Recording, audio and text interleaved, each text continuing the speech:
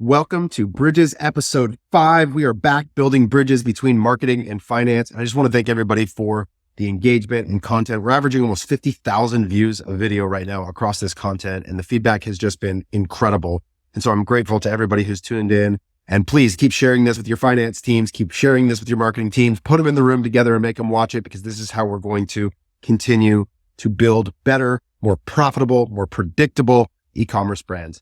And today we're taking a journey outside of the P&L. The last 4 episodes, we've really been focused in the profit and loss or the income statement for our brands and understanding how we could design and understand them further to help improve as marketers. But today we're going to journey outside of that. And we're going to go look at the other parts of the 3 critical financial documents, namely the balance sheet and the cash flow statement.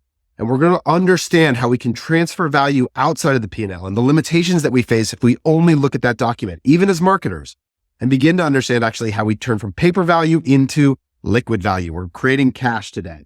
And as always, to start, I want to thank our sponsor, Finaloop.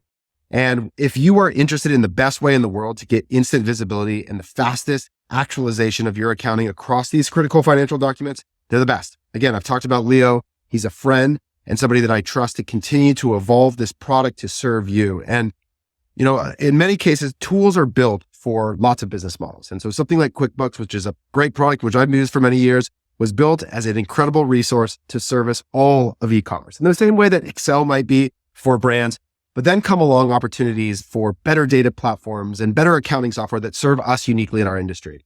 And that's what Leonardo's team are doing. And so as we begin today, thinking about these 3 critical financial documents, there's nobody to better help you keep track of them, keep them up to date in real time, close the books as quickly as possible, and provide you the best real-time view of your accounting and finance. So go check out Finaloop. And then secondly, today we have another sponsor. And this one's important to me. I actually want to talk about this and take a second. So stay with me. I know you're like, sponsors, Taylor, hold on. No. So today we're also introducing Wayflyer as the second partner of the Bridges series. And this one was important to me because I've been a critic in the past. In particular, not specifically of Wayflyer, but of the idea of revenue-based financing, because of the complexity and confusion it can cause and the way that the actual fees can be substantially higher. And I've gotten to have good dialogue with the team at Wayflyer about this. And I've appreciated their candor in coming to me and saying, hey, Taylor, here's why we believe in what we're doing as our actual genuine benefit to entrepreneurs. And I think they brought up 2 really great points that actually, I think, made me feel like, all right, there's an opportunity to partner together to better educate entrepreneurs. And the first was, 1, they've introduced remittance caps on some of their revenue-based financing in ways that don't cause one of the primary problems, which is that the increase in revenue actually increases the APR, and there's a cap to the way that it happens. So I appreciated their pursuit of that. And the second is, and this is a discussion that I've had back and forth, is that their argument is that for entrepreneurs, unsecured money is a value that is worth paying a high price for. And as somebody who has had myself on the line for lending, where I have been personally accountable to the money owed, I understand the stress that that causes. And so I think there is a really good argument that in some cases, with the right education and understanding, revenue-based financing, absent a personal guarantee, despite what can be a more expensive rate, is the right decision for a business owner. And so the gap that I want to stand is help to educate against it. And I think I'm here to do that with Wayflyer. So Wayflyer, Finaloop, Bridges episode 5. Let's rock.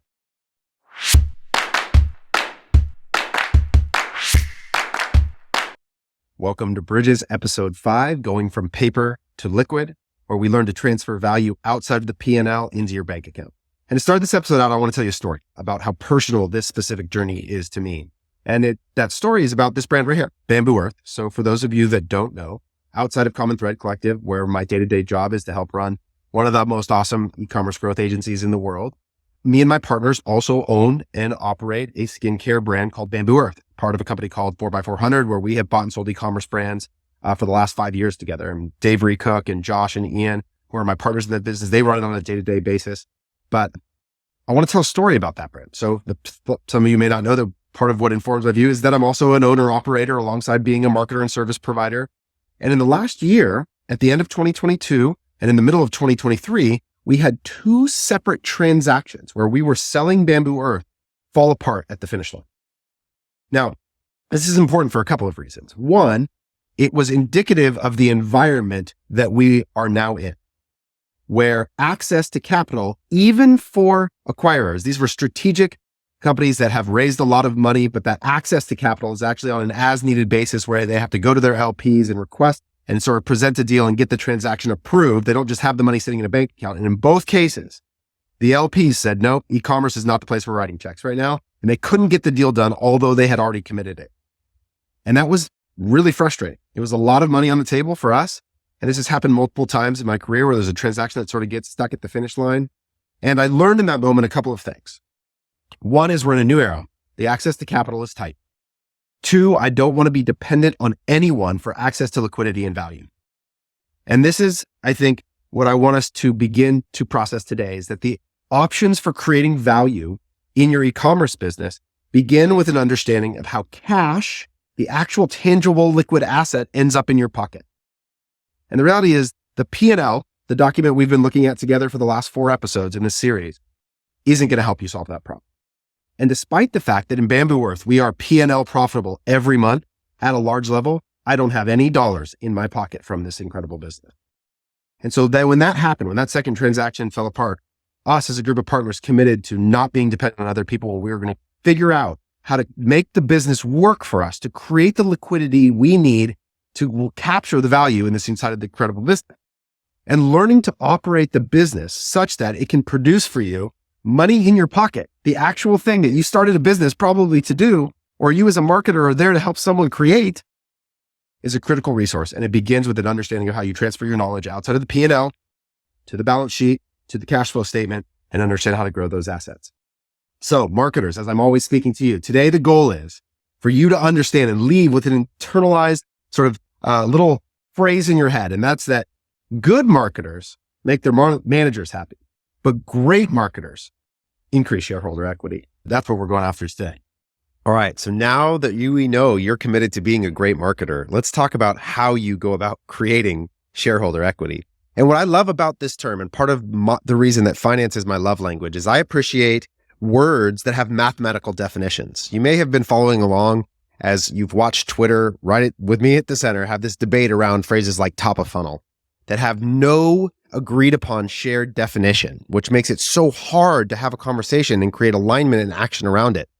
Well, that doesn't exist in this world. It's why I love to live here, is because shareholder equity actually has a mathematical formula associated with it.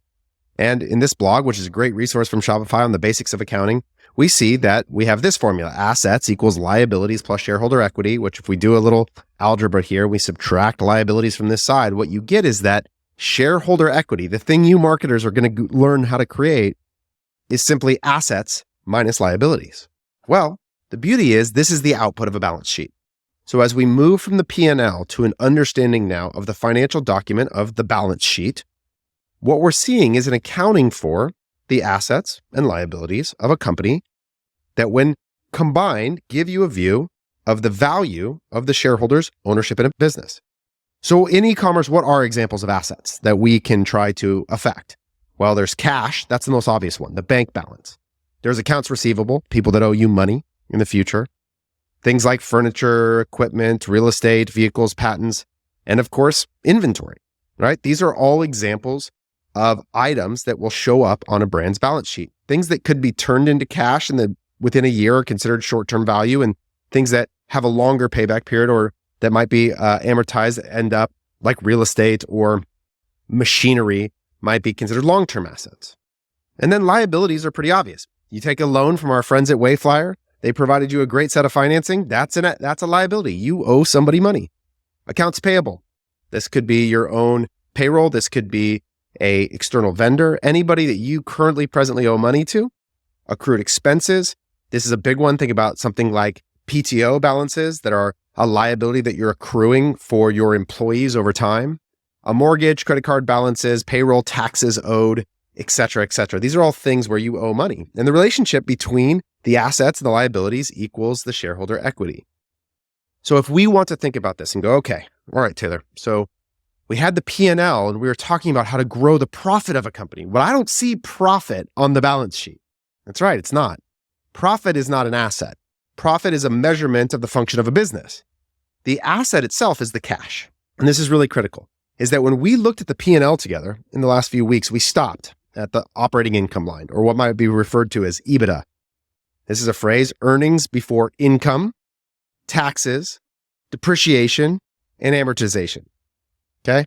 And so what we look at is there's a line where we show operating income, but after that, you still have to pay some money before that ends up in net income, not operating income or EBITDA, but net income, the kind that turns into cash or is closer to free cash flow. And we're going to talk about the delta of why, that you still have to pay. So if you have a loan and you have to pay the interest on that, or if you owe taxes, you owe the government a percentage of your profit every year, you have to pay that money, and that's going to come out of your bank account. And then ultimately, the other thing to consider is that a P&L that we look at, most in e-commerce are done on what is called accrual accounting. Now, I would encourage you to go read the difference between cash and accrual. I'm not going to spend a bunch of time on it here, but the idea is that the money that shows up on a P&L does not actually reflect the flow of funds. That's where we actually get to look at our third document, the cash flow statement. And so as marketers, okay, you look at this list of assets and you look at the list of liabilities. And my question to you is, which one do you think you can affect? Which one is the opportunity to say, okay, how does the translation of my operating income or my EBITDA that I affect actually show up in an asset that I can affect to inform shareholder equity? And the answer is the cash. Okay. It's the easiest one. We can affect the cash. That is where we can begin to translate the relationship between these things to think about value creation. But I would also encourage you to understand the liabilities. And this is where there's an opportunity for you as an employee to get to the level of empathy. I just did an interview this week with Sri Naber from Ilia Beauty, and she's their VP of digital and e-commerce. And if you listen to the episode, which I encourage you to do, the e-commerce playbook podcast, the first thing she said she did when she walked into her new job was go sit with finance. And I would encourage you to do the same. If you don't have it yet, schedule a meeting this week with your head of finance. And I want you to walk in with a list of questions. One of those questions should include, what are the present liabilities of the organization? Now, this might be a vulnerable question because if the liabilities exceed the assets of the organization, then shareholder equity is presently negative. And that can be a situation for businesses that might be vulnerable to express, but it helps you to understand the present pressures that exist and the obligations that your organization has that you have to solve for. I think businesses, at least at their executive and leadership level, should invite marketers into an understanding of the liabilities in a way that informs how they think about why there might be stresses for present cash flow that inform the way they think about their decisions. Because if you have interest payments on debt every month, that's going to inform how much we can reinvest in future growth, right? We talked in previous episodes about the idea of investment in future growth versus present cash. This is something I talk about as it relates to media investment, is that you cannot just simply look at the P&L or even your individual unit economics of acquisition to think about how much cash or profit you have to generate in any given month. A lot of it has to do with the amount of liability that you have. And so understanding, do we have debt? What is the rate of that debt? How much do we owe every month in principal and interest? What are the present liabilities? How much outstanding obligation do we have in these other areas can help you think about the way that you would recommend growth in the most informed way possible. So go gather that information for yourself and begin to understand because you want to affect these relationships. So now we've set up an understanding of balance sheets. Okay. And again, this is another opportunity for me to reference. If you are inside of a software like Finaloop, one of the things I love is that QuickBooks is a weird place for a marketer to have access to. It wouldn't make sense from a software standpoint.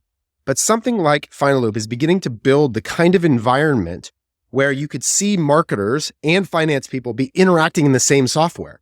This is a big future impact, is that you're going to start to see the kinds of places, the operating systems of the organization, things like Statless and things like Finaloop begin to merge together these two worlds where you're going to have shared the jockey of the software, the person presently engaged in it. They're not going to be different softwares for different people that show different things. They're going to have shared understanding. Finaloop's a great place for you to find that shared understanding. But what I want us to do now is to say, okay, we have a sense of the balance sheet. And I'm going to reference back and forth to this like very simple template that Shopify has shared here to give a visual example of what this is going to look like, right? So a balance sheet is going to simply be an export of a moment in time. It's always a snapshot in time of the current assets and current liabilities of an organization down to shareholder equity. So cash is a big part of that. Inventory is a big part of that. Other current assets, long-term assets, accumulated depreciation, liabilities, accounts payable, current borrowing, et cetera, et cetera.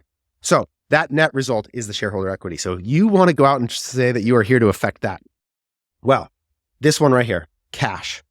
If we can begin to think about the relationship between the revenue that we generate, okay, how it shows up in the bank account, how that cash flow moves through the P&L and all of its obligations into the bank account, that could also inform the way we think about our job. And so we're now going to move from the cash on the balance sheet to the cash flow statement where it comes from. The balance sheet has a line item for cash that is always or should be an export out of your present cash flow statement at any given time. And this is where you have this unification of your role. This is really important to understand your role in forecasting as a marketer and how it flows through to the entire business. A revenue forecast informs the expectation of money that turns into a cash flow statement that informs the flow of that revenue against all of the inflows and outflows of expenses, that ends with a cash balance that shows up on the balance sheet that reflects the longer term obligations and assets and liabilities into the overall shareholder equity of the company. So that is now how we think about the balance sheet in the midst of this conversation. And now let's talk about how we translate that cash line item to begin to build the relationship between what we're doing on the P&L, what we're doing in a Facebook ad account, into how we measure the cash flow statement. Okay, so this is a cash flow statement, right? We've got our example here. Now, generally speaking, a cash flow statement is a historical looking document. It's one that provides both the inflows, the cash received in any format, as well as the outflows to give you a net cash change, as well as a consistent view of the balance. That's the simplest view of a cash flow statement. But I'm going to take you into a little bit detailed version. This is a historical version of our cash flow statement at Bamboo Earth, where we combine both the historical view of cash on an ongoing basis, as well as a future forecast. So we would take what's referred to as the 13-week cash flow forecast and actually forecast it out as far as we can so that you see both the historical and future combined together, which I think is the most helpful view of cash that you can, where you have both the historical and future being reconciled to each other all the time. That said, this is what this might look like on an e-commerce business, right? You have a beginning cash balance at any given point in time. This is like a 2.5-year-old document here. Then you have your inflows of cash from e-commerce. Now, this is done on a weekly basis, not a daily basis, right? So the cash flows don't have any tight relationship to the revenue realization. And some brands, you may actually break this down into payment source. So if you receive funds from PayPal, usually that happens on a different day than it might from your other payment sources. So sometimes you'll see an even more detailed view. And then you have Amazon, or if you have retail and wholesale, you'll see all the cash receipts, okay, that get to a total cash receipt, cash on hand before cash out. And then it gives you all the cost expenditures of the business to get to total operating disbursements, net change in activity, and cash balance, right? And then you go back and you'll see it confirmed as we go. So this is just a general view of what this might look like, okay? Now, here's what I want to tell you.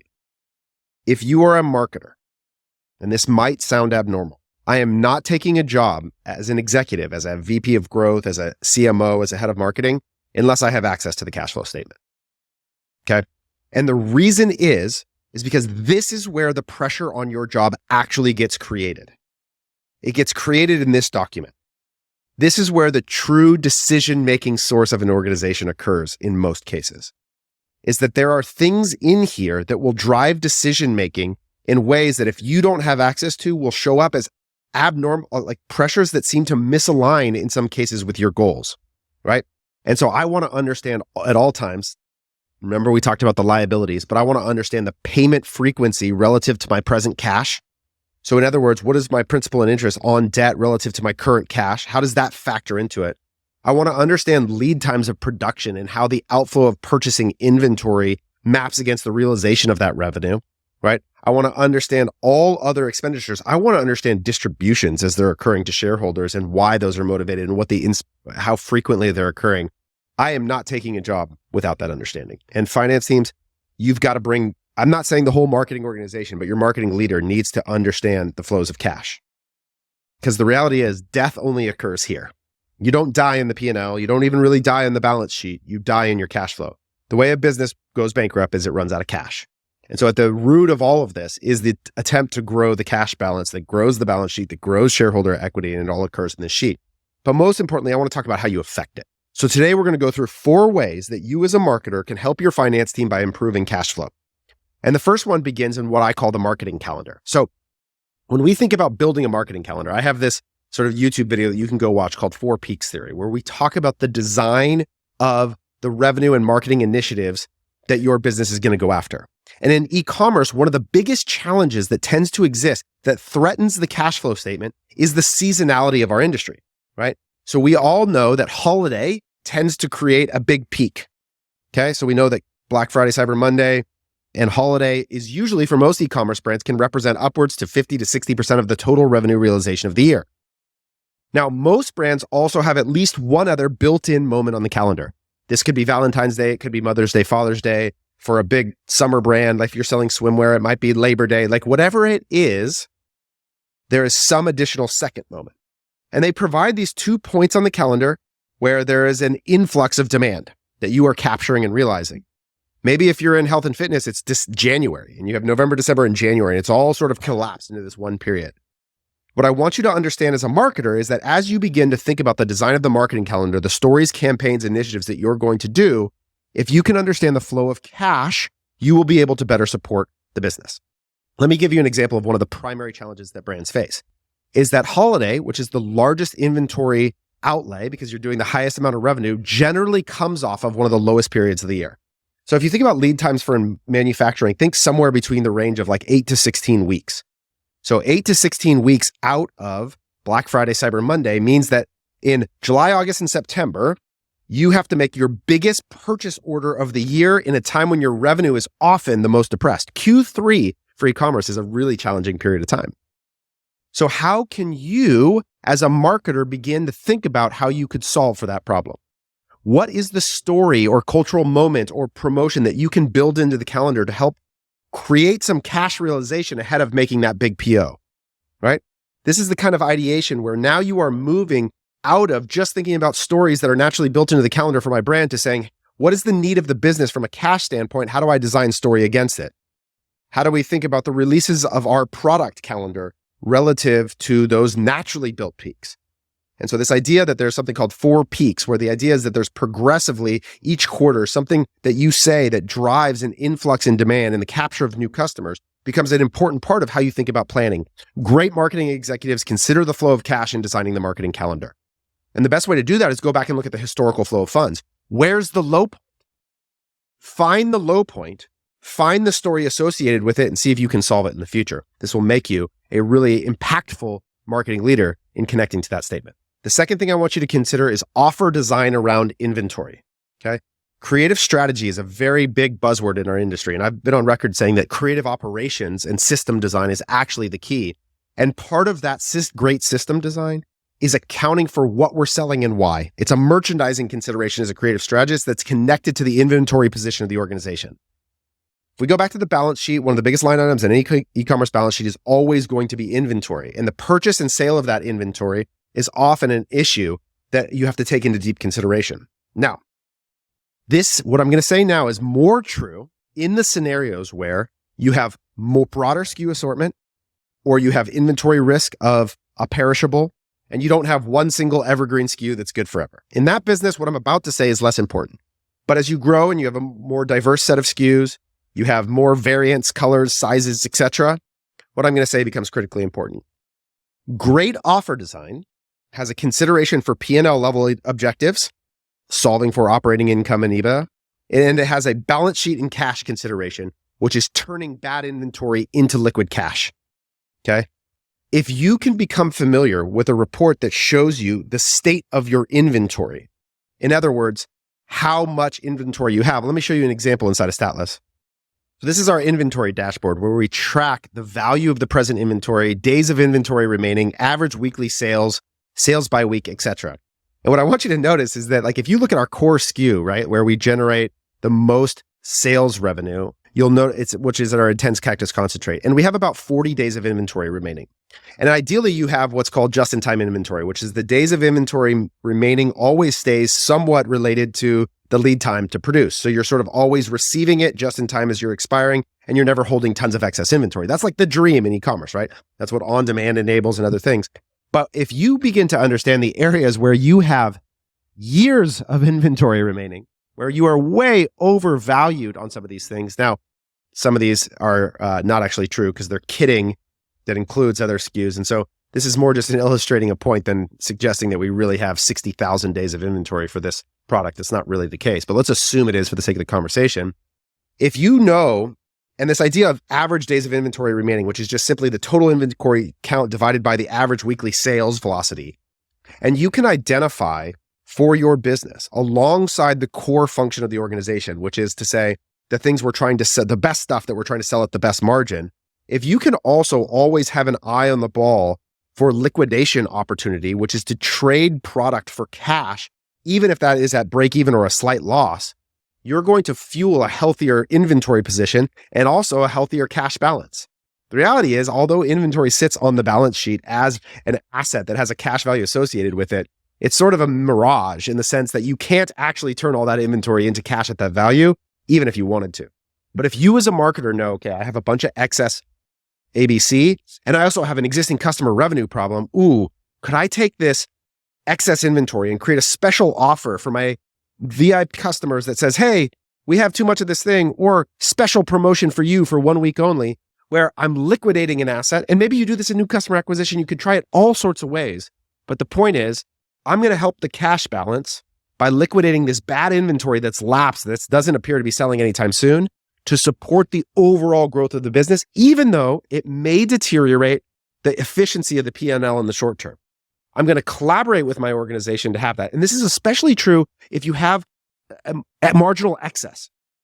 One of the worst things brands can do, and this gets me to my third point, is to think about never trying to take marginal excess in any given P&L month. In other words, if I have a goal, and my goal is to achieve 20% EBITDA outcome in the month of January, and I'm currently crushing, something's working really, really well, and I'm at 25%, okay? I want you to think about how you can use that excess to secure the future. Winning too much in a short period of time is actually not the right action as a marketer.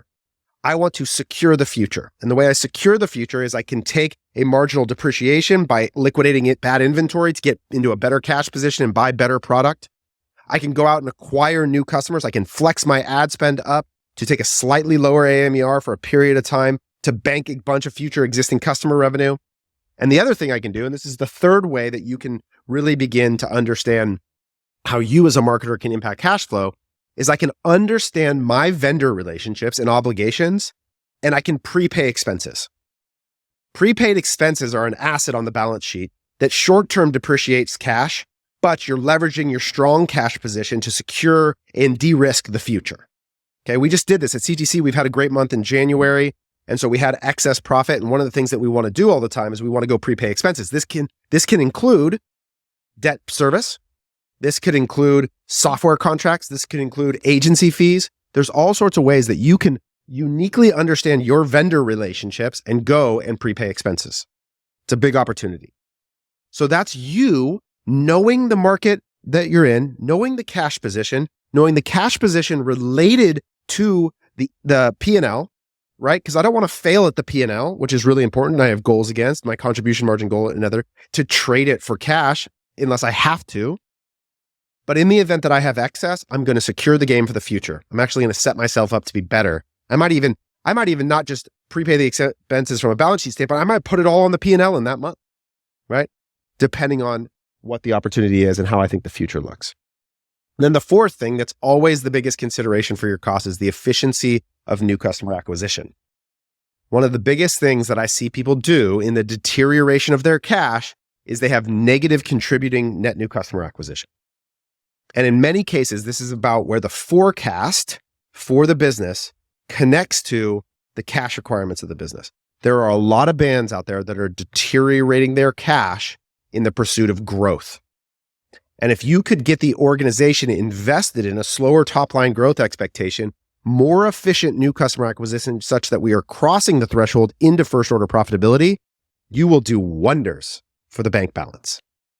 And so if you were to join and look and see that there's a depressed acquisition or depressed cash balance, or there's a risk in a period upcoming, there might be moments where we flex up our new customer acquisition and flex back depending on the cash needs.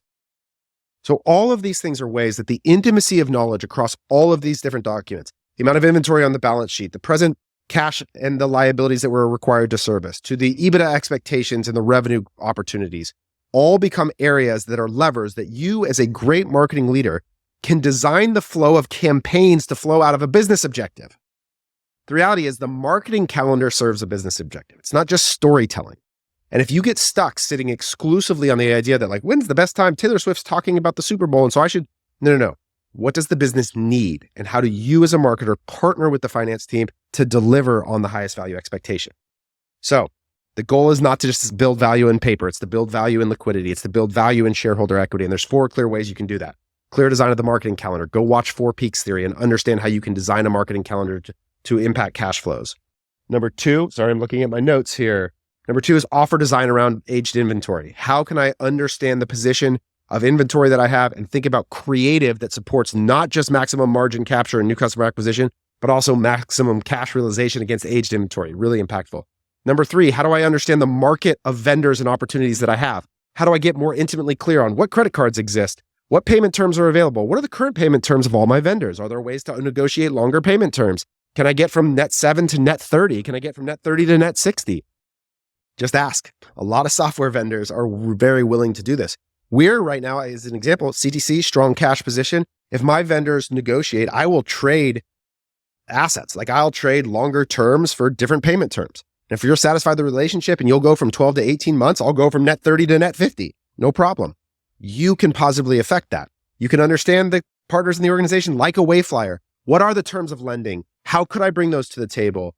How do I build relationships in these places to understand what resources might be available to my organization when I need it? Meta, am I on invoicing? What happens if I'm late? What are the terms of that payment? What credit cards are we using? What's the value of each of these things? You can understand all of that. And then finally, your ad spend. The efficiency of new customer acquisition is one of the primary levers of cash realization in the business. And most businesses deteriorate cash by acquiring new customers at a loss. Cutting that off for any period of time, even short periods of time, can make a massive change. So if there's a big PO coming, it might be true that in the weeks leading up to it, especially for earlier stage businesses, that tightening up your cost controls is another reason why this is such an important lever, is really an effective way to say, hey, I'm going to actually make sure the bank account's where it needs to be ahead of that moment. Because when I go to ramp back up, that credit card payment that's more latent can support that reinvestment. So marketers, live here, ask to see it, see what happens. This is my goal. And I would love it. Put it in the comments. If you go do this, ask your finance to see their cash flow statement. And if it doesn't exist, that's also a thing that says, hey, how could we get together and figure out how to get better visibility so that I, as a marketer, can begin to support the growth of the cash balance, improve the balance sheet, grow shareholder equity. Bridges episode 5. It's in the bank. Thank you to Final Loop. Thank you to Wayflyer. Check them both out.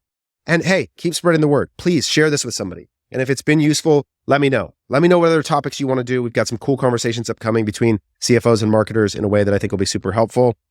That's a wrap. Bridges episode 5.